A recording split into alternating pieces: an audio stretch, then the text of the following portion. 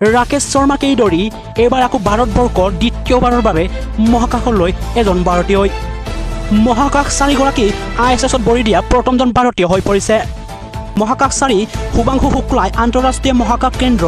ISSত ভৰি দিয়া প্ৰথমজন ভাৰতীয় হৈ ইতিহাস ৰচনা কৰিছে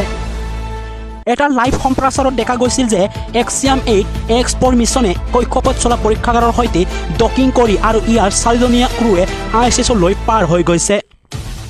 নাছাৰ প্ৰাক্তন প্ৰবীণ পেগী হুছেইনৰ নেতৃত্বত আৰু গ্ৰুপ কেপ্টেইন শুক্লাৰ পাইলটৰ নেতৃত্বত বুধবাৰ এক্সপ'ৰ উৰা মাৰিলে পোলেণ্ডৰ স্লাউছ জনানিস্কি টুছনিউস্কি আৰু হাংগেৰীৰ তিবৰ কাপুকে ধৰি এই দলটোৱে দুসপ্তাহ ISSত কটাব গ্ৰুপৰ অধিনায়ক শুক্লাও মহাকাশ ভ্ৰমণ কৰা মাত্ৰ দ্বিতীয়জন ভাৰতীয় হৈ পৰিছে 1984 চনত মহাকাশচাৰী ৰাকেশ শৰ্মাই ৰাছিয়াৰ ছয়জুট উৰাজাহাজত চলোৱা প্ৰথমজন ভাৰতীয় হিচাপে পৰিগণিত হোৱাৰ 41 বছৰ পাছত তেওঁ এই ভ্ৰমণ বুধবাৰে ফ্লৰিডাৰ নাছাৰ কেনেডি স্পেচ চেণ্টাৰৰ পৰা ভাৰত সময় অনুসৰি 12:01 বজাত উৰা মাৰে তেওঁলোকৰ আগমনৰ লগে লগে ISSৰ মুঠ ক্ৰুড শক্তি এতিয়া 11 জন ভাৰতীয় পাইলটগৰাকীয়ে এক্সিয়াম 8 ঐতিহাসিক মহাকাশ যাত্ৰাৰ বাবে ৰাওনা হয় ভাৰতৰ মহাকাশ সংস্থা ইছৰো নাছা ইউৰোপীয় মহাকাশ সংস্থা ইছা আৰু স্পেচ এক্স সহযোগত এই অভিযান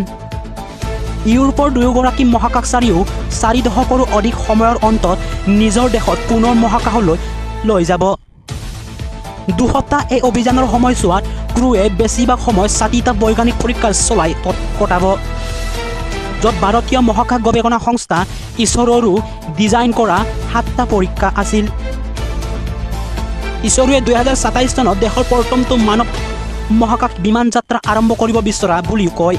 আৰু 2035 চনৰ ভিতৰত মহাকাশ কেন্দ্ৰ স্থাপন কৰি 2040 চনৰ ভিতৰত চন্দ্ৰলৈ মহাকাশচাৰী প্ৰেৰণ কৰাৰ অভিলাষী পৰিকল্পনা ঘোষণা কৰিছে তাৰ পূৰ্বে বৃহস্পতিবাৰে এছিয়াম স্পেচ মহাকাশচাৰীসকলৰ সৈতে লাইভ আলপিঙত আছিল য'ত গ্ৰুপ কেপ্টেইন শুক্লাই মহাকাশত প্ৰথম 24 ঘণ্টাৰ বিষয়ে কয় বুধবাৰৰ লঞ্চ কিছু সময়ৰ পিছতেই কমাণ্ডাৰ পেগী হুছেইনে তেওঁলোকৰ বাহনখনৰ নাম প্ৰকাশ কৰে গ্ৰেছ ৰিপৰ্ট নব নিউজ পেপাৰ আছাম